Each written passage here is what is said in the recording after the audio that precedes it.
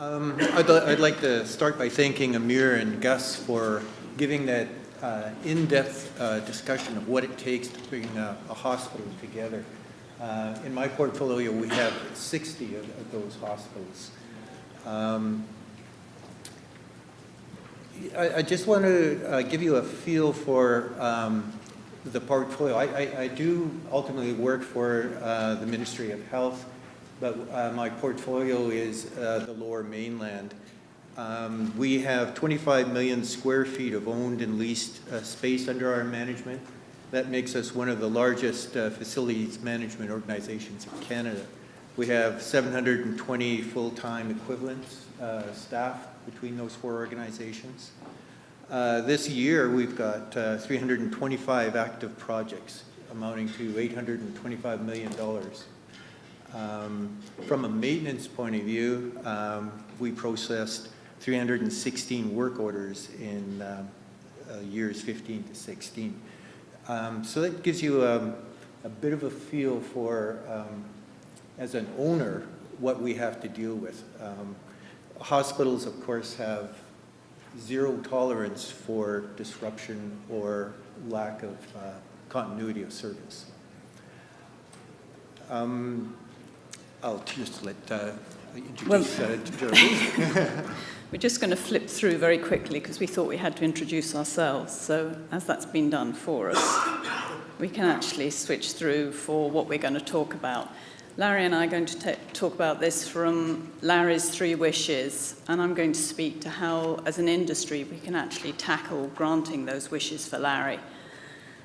Following on from Amir, which is fantastic, thank you, our focus is on the data. It's not the software that gets used, it's not the tools, it's the underlying data that we have to be able to get at to drive this process.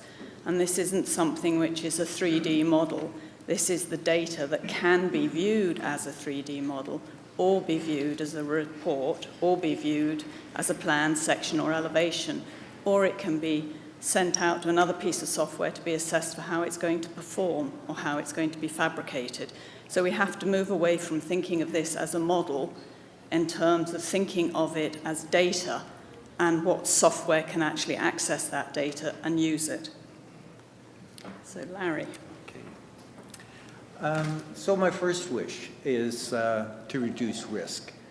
That can be broken down to, as we spoke about earlier, compliance checks with the owner project requirements, access to the information to drive decisions, and of course being on time and on budget. I just want to talk just a little bit about owner project requirements.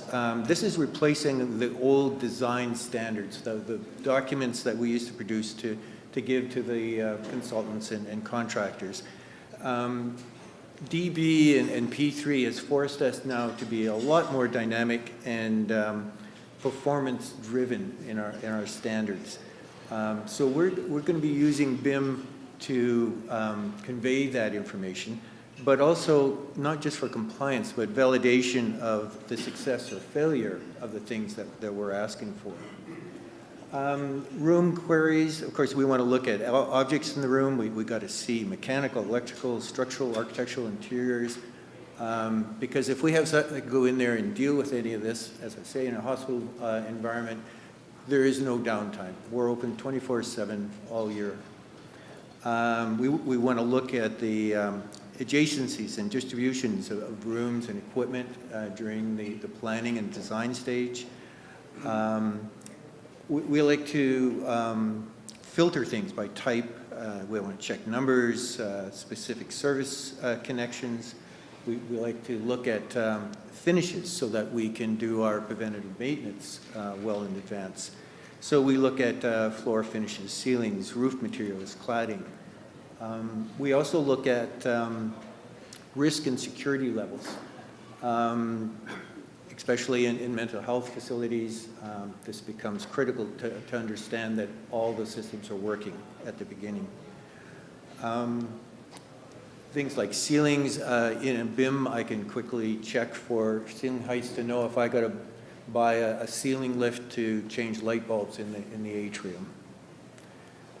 The next breakdown of this is access to information to drive decisions. We need continuous access to current data, not just at the 50 and 75 and 90% review times. We want to query and search and filter data. We need reports on quantities and types, locations and specifications and special equipment. We need specialized drawings that come out of this. We need zoning for lighting and heating and fire and security, line of sight from the nurse station, the front of house and the back of house, the clean and dirty flows, patient and staff flows. These are all things that BIM more readily allows us to get it right virtually before it's built. Custom analysis and studies of atypical situations like security rooms or pneumatic tubes or ORs, it becomes critical for us to be able to analyze these. Specifications, the more detail we can get on products and materials within the design allow us to evaluate not only compliance, but the appropriate level of quality. We're constantly under tight budgets, and we can neither under-design or over-design. We have to find that perfect balance of quality and cost. This allows us to make the best life cycle decisions in terms of cost and quality. The next point is being on time and on budget, of course. BIM allows us to progress through a project virtually. And that means that we can coordinate the owner's milestones with things like testing for energy or people training and those kind of coordination items that helps if we can see in real life the virtual model. Cost estimating is critical. Because the quantities are continually being inputted into the model, it allows us to have a more regular flow of updated cost estimating. And then quality. It allows us to make timely decisions around the quality and the cost. So in sort of short order, Larry wants to make sure that the facility he has actually asked for is the facility that he actually gets. And it was talked about earlier is how can you actually set up a quality control process which is going to assess and evaluate the data that is being generated through design so that we can make sure that that design actually matches what the facility program is. And there's lots of software out there that's beginning to come onto the market that enables you to do that more effectively and efficiently. And I think the question that Charles was getting at was, how was the facility program presented in that P3 project to the team? Was it presented as paper? Was it presented as an Excel spreadsheet? Or was it presented in a piece of software which already was a database at its heart and actually would allow that database to talk to the database being generated in the software? And once you reach that stage, then we're just comparing two data sets. Some pieces of information are easier to do than others. Is there a window in the room? Yes, no, that's easy. Can the patient see out of the window when he's in the bed? Gets a little bit more tricky. But if you deal with the easy stuff and you clear 80% of it off, then you've got a much smaller section that you've actually got to go through and look at on a more manual basis. So clear that first. Change management, we've heard a lot about change management. These two statements are actually considered to cost organizations more than anything else. One single individual on a team can disrupt the entire team. So you must think about how you're going to handle change within the organization. And that's just it's not just the design side, it's not just the build side, it's on into the owner side. What are the different stakeholder groups? We heard about these silos. If you've only got one group on the stakeholder side asking for information and data in a specific way, it's harder to get the funding to drive the process. You need all the owner stakeholder groups to see that there is a benefit and a value to getting this data so that they all come on board and then the owner can drive this process. Communication. There's upwards probably of 60 different individual firms involved, from design side and the consultants that support the design side, through the build and the sub-trades and the supply chain on the sub-trades, and through to the owner-operator. Each of those is a unique business. They have their own way of working, they have their own software, and it's totally unrealistic to expect each of those organizations to purchase a specific piece of software to work on your project. So you have to think in terms of how are we going to communicate, what is our communication strategy, and how are we going to share this data across the entire team so that everybody can access it, everybody can see it, and you do not need a high level of skill to do this. Rules. If we think about rules, most people get really quite upset. They think, oh, I've got to do that, don't like rules. But if you think about the road system, if we didn't have rules in place that told us to stop at a red light and go at a green light and drive on the right side of the road and not the left, it would be chaos and we wouldn't be able to use the system. It's the fact that rules are in place that actually enables us to use the system. It doesn't prevent us going where we want to go, when we want to go, in whatever sort of car we want to go in. It actually enables it. But if I were to suddenly decide, well, I actually learned to drive in England, so I like to drive on the left, so I'm going to drive on the left. Now you've got a problem. And that's what you have to manage when you think about change management and managing these big teams of people. You also have to establish what is your specification for the data and the geometry requirements. We hear a lot about LOD, which jams these two together.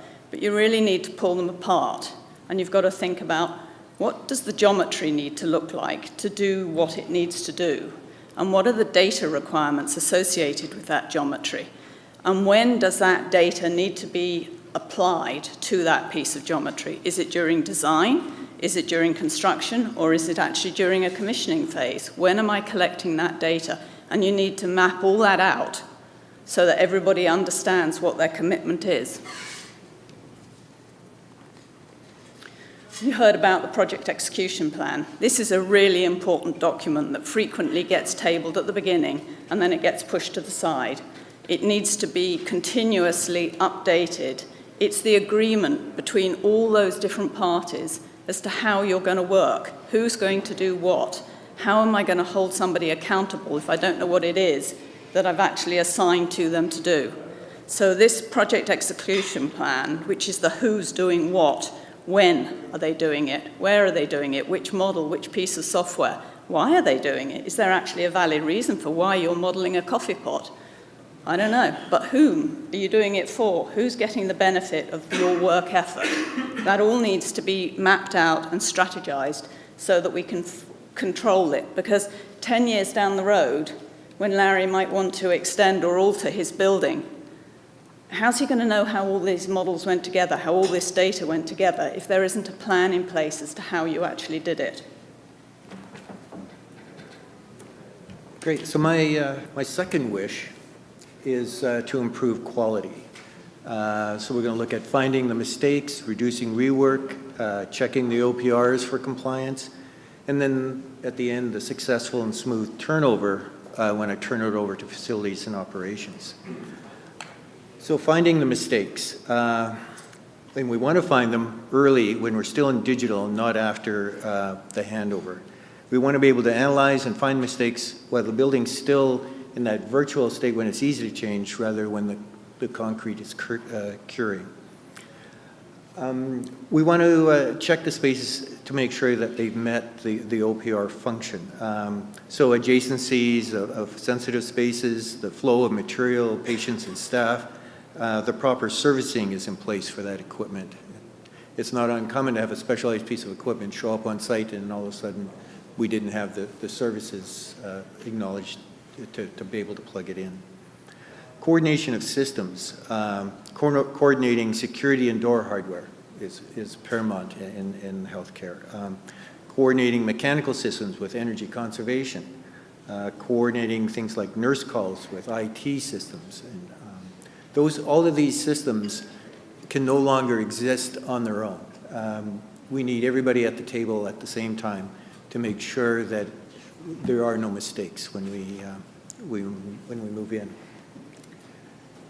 So design meeting our functionality requirements.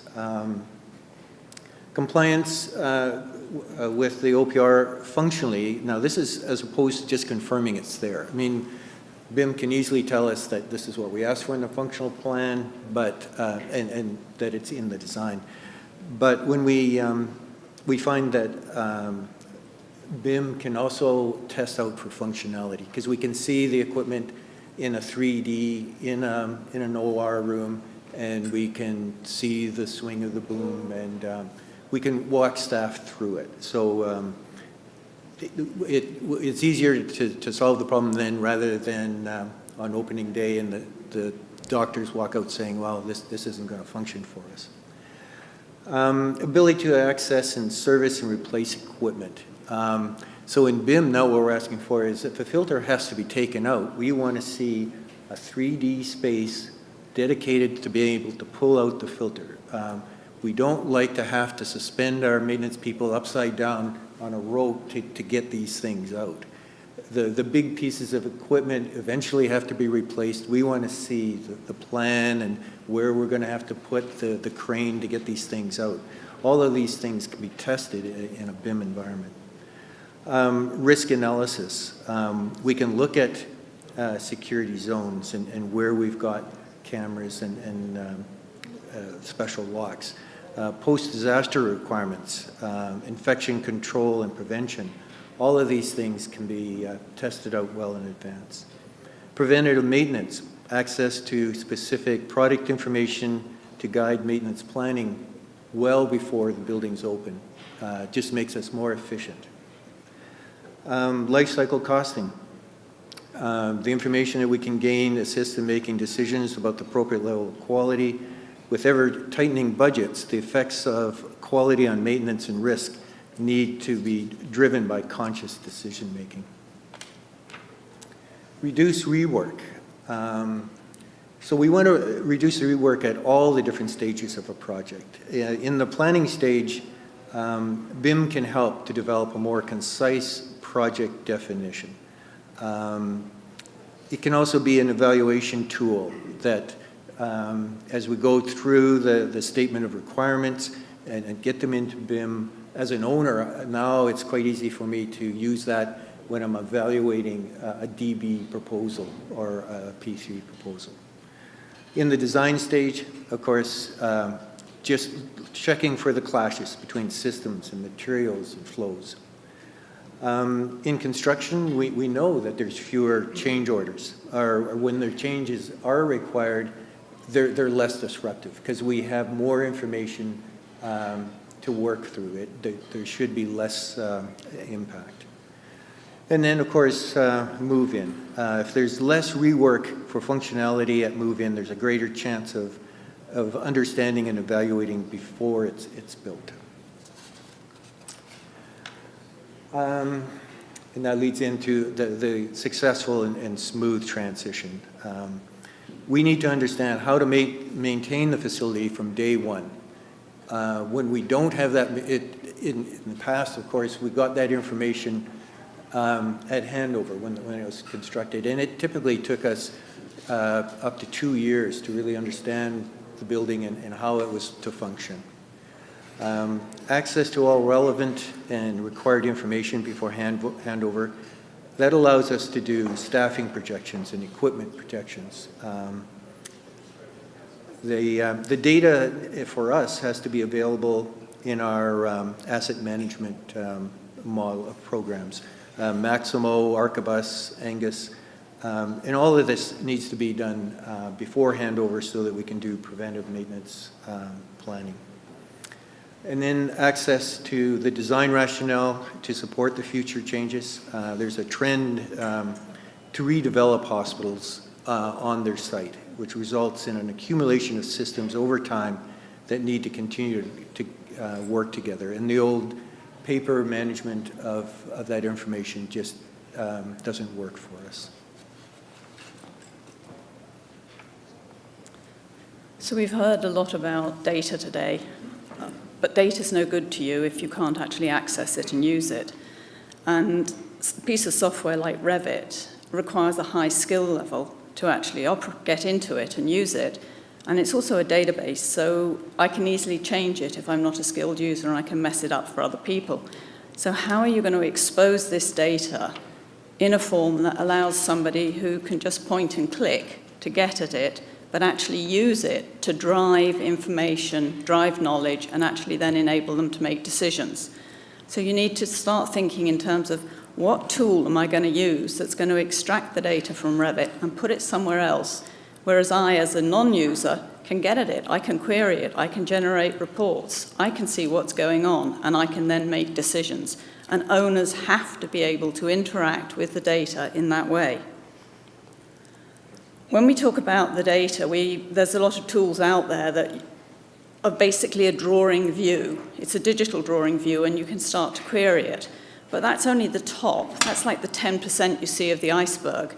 It's the rich depth of that data that is below that we need to start exposing. That's what we've got to. You need to use all the information that's available in these BIM-enabled pieces of software.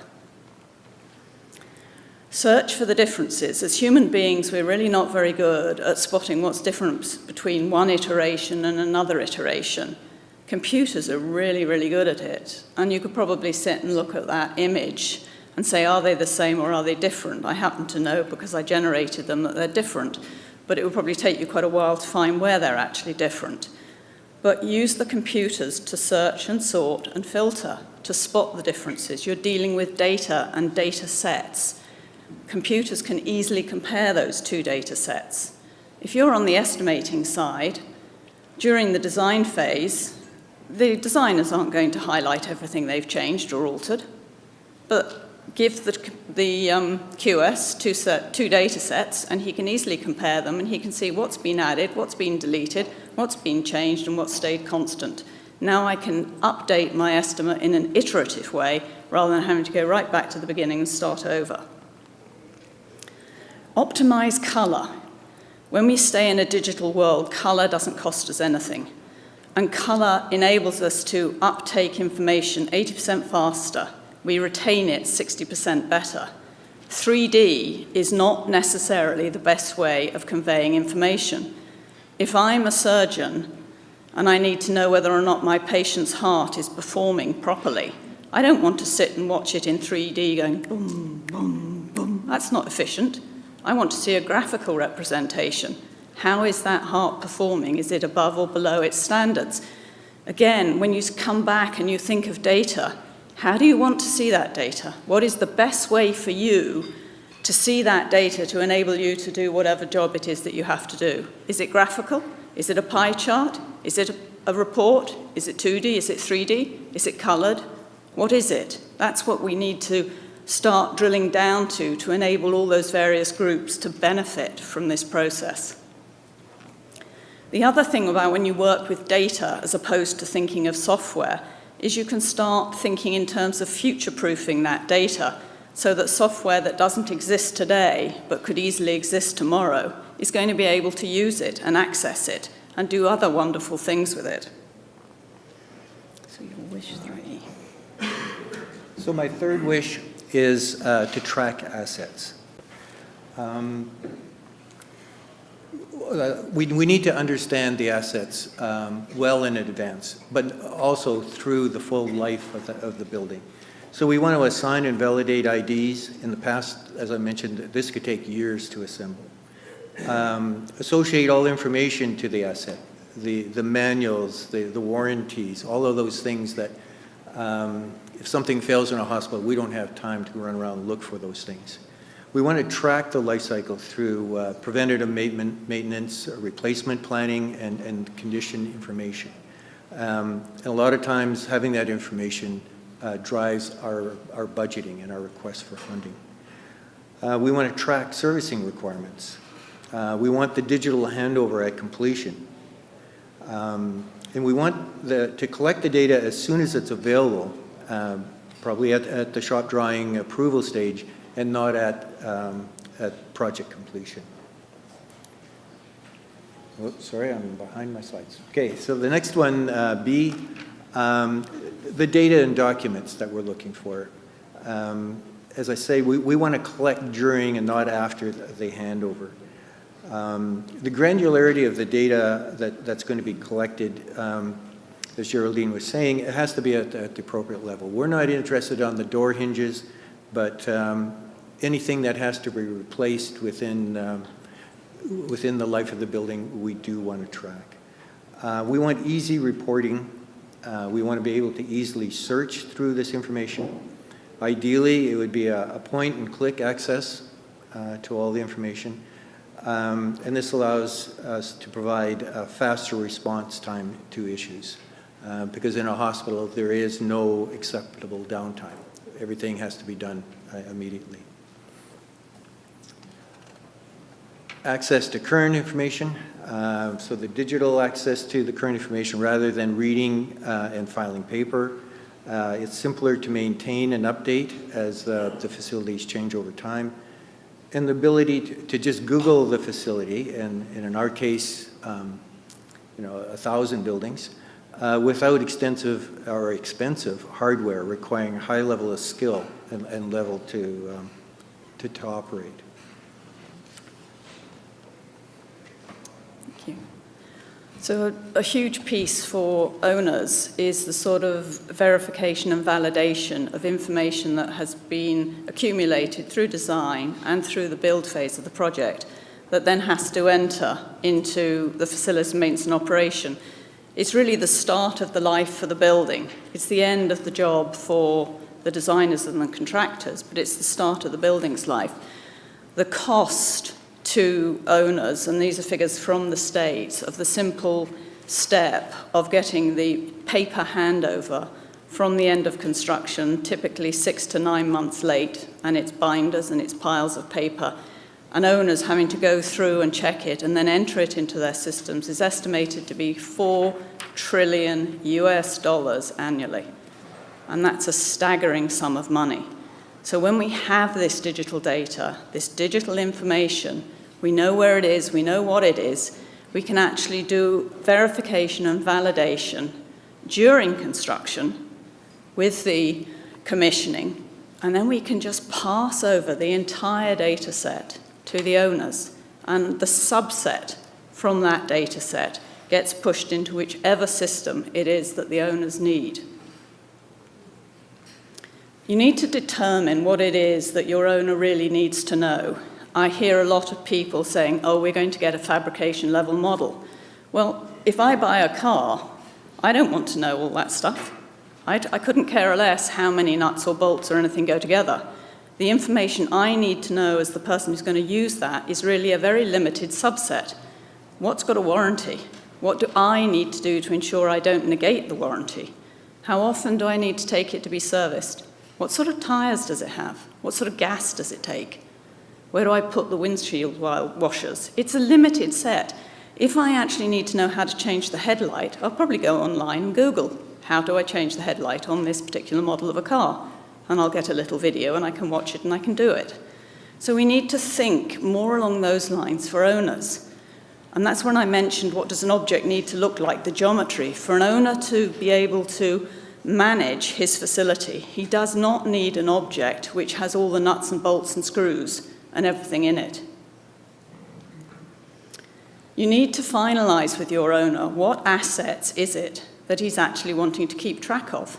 What are the objects? And it's a list. And if that one of those objects exists in your design, you need to generate a modeled object as the host for that data so that it can be tracked and more data can be associated with it. But there's also a complexity because some objects are actually within other objects. So fans and filters and pumps are inside something like an air handling unit. So how are you going to handle that parent-child relationship so that when Larry Googles his building later on and he wants to find his pump, it tells him pump 103 is associated with air handling unit 206. Now he knows.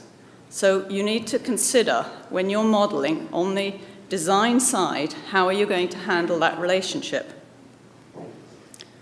You also need to have a plan in place, because what Larry is wanting at the end is the entire data set where all the data, documentation, videos, photographs, or anything else relevant to an object is associated with that object. So I select the object in a graphical view, whether it's 2D or 3D, and all the information I need to know about that object is now associated with it. That's what we're talking about when we're talking about really using this data to drive efficiencies for facilities maintenance and operation. Some of that information is relevant to a type of object, but some of it's relevant to the instance of that type. Information is uploaded by multiple different groups of people. Sometimes one object will have 3 or 4 different people uploading data against it. What's your plan for controlling that process, for auditing that process, and for understanding who's done what or who hasn't done what, so you can chase them? What we're talking about at the end is gathering together different data streams and mapping them all together and tying them together so that the owner gets an entire data set of that facility, which he can use now and on into the future. As Larry's mentioned, his goal at the end is to be able to Google his building. He wants to be able to have an interface that allows him to search, sort, filter, point and click, and access his information and his data about his building without a specific skill set or spending billions of dollars on a piece of software or training. So harvesting the information. As an owner, and as an architect, I can appreciate BIM as a design and a construction documentation tool. And it's a natural progression from the 2D models that we used to use. But now it's more than a 3D modeling. As an owner, I really need to get much deeper into the data to support my facilities throughout their whole life. We've alluded to this earlier, that to reap the benefits of all of this information, the design and construction of a building is a very small percentage of the building's total life cost. 2% goes into design, 18% for construction, and then operations and maintenance is 80%. And then if I throw in the staffing cost, that post-construction cost is 98%. So the decisions made in these early stages have an enormous impact on the future costs and risks of these hospitals. And BIM is a very powerful tool to facilitate those decisions and provide the supporting data to function into the future. So the title of our presentation is The Owner's New Expectations, How the Expected Deliverable is Changing. So I hope we've given you some insight as an owner what I'm going to start to expect. As a health authority, we've already started. With Geraldine's help, we have established our BIM standards, and we initiated 2 pilot projects. One got cut due to financing, but the Royal Columbian Hospital redevelopment phase 1, we had put in our BIM standards there, and we're now just at the point where we're going to receive the models within the next week or so. So it is our intention, and if we get the support from the government to mandate this, I'm ready to do it. We've got everything in place. I just need more support from government to say this is the way to go, and let's just get on with it. That's all we have to share today.